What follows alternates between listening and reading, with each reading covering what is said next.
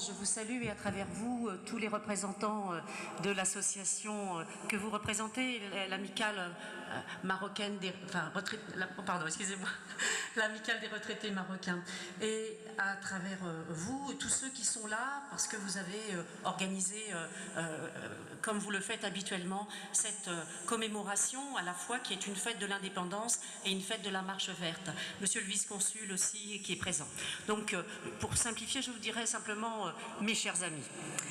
Alors, je voudrais, d'abord je suis très fière d'être là, je voulais le signaler, très fière et je suis très honorée de l'invitation qui m'est faite chaque année et c'est aussi en signe de cette reconnaissance que je me fais un devoir d'être là, à la fois parce que c'est très agréable dans cette convivialité, mais à la fois parce qu'il me semble que c'est aussi un devoir d'être présent.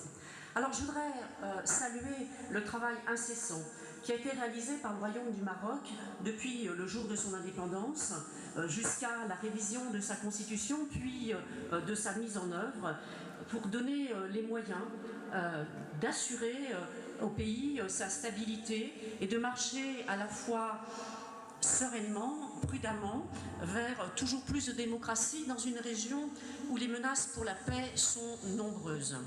Je souhaite rappeler, à l'instar de notre président de la République, François Hollande, à quel point aujourd'hui la France a besoin du Maroc et le Maroc a besoin de la France.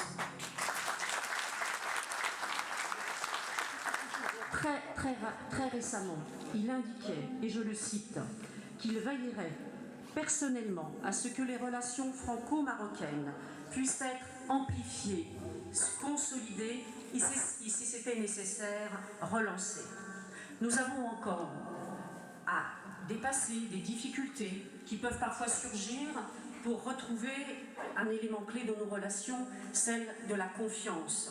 Cette confiance, elle est indispensable pour construire entre nos deux pays plus que de vrais partenariats, mais une véritable coopération dans tous les domaines.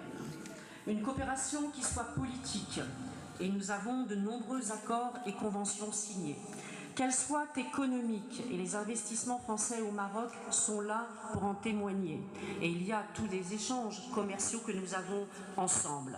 Qu'elle soit culturelle, et je prendrai deux exemples avec l'automne marocain à Paris autour de deux expositions. L'exposition au Louvre du Maroc médiéval et celle à l'Institut du monde arabe avec le Maroc d'aujourd'hui, qui fait une véritable relation entre le Maroc d'hier, la culture, la civilisation, le patrimoine, et celle d'aujourd'hui qui est celle de l'avenir. Et puis qu'elle soit culturelle et éducative avec l'implantation d'une prestigieuse école d'ingénieurs, l'école centrale de Paris qui s'implante à Casablanca. La première pierre a été posée, mais aussi l'ouverture d'un nouvel institut français marocain à Essaouira. C'est la 12e implantation et ça en fait finalement l'institut français le plus important au monde. C'est celui qui est au Maroc avec ses 12 implantations et qui s'adresse notamment à la jeunesse parce que c'est l'avenir et c'est eux qui doivent être les jeunes, les grands bénéficiaires. Comme le rappelait récemment l'ambassadeur du Maroc en France, M. Chaghib Ben Moussa, le processus de développement du Maroc se caractérise par son approche globale, incluant des dimensions économiques, sociales, culturelles, religieuses, humaines et de développement durable pour ouvrir la voie du Maroc de l'avenir, avec des choix ambitieux et une politique très volontariste.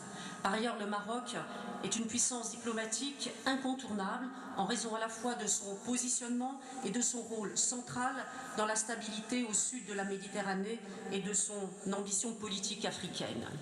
Alors, j'en profite aussi pour rappeler la qualité et la longévité des relations franco-marocaines parce que nous partageons effectivement un même destin. Il est important de rappeler à l'heure des manifestations, des commémorations du centenaire de la guerre de 14-18, eh bien combien le sacrifice des Marocains pendant cette période a été grand.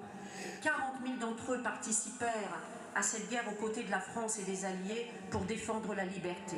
Et le rôle du sultan Moulay Youssef est à souligner car dès le début du conflit, il s'y est engagé clairement aux côtés de la France alors qu'on était dans un protectorat naissant. Alors, je crois qu'il faut rendre hommage à tous ceux qui ont fait l'histoire commune de notre pays. Et c'est aussi rendre un hommage aux travailleurs marocains retraités parmi ceux qui sont là, et je sais qu'il y en a. Vous êtes 65 000 en France, de plus de 65 ans, à avoir participé à la croissance de la France en offrant votre force de travail. Et c'est d'ailleurs le sens des conclusions de la mission parlementaire à l'Assemblée nationale à laquelle j'ai participé. Voilà, merci.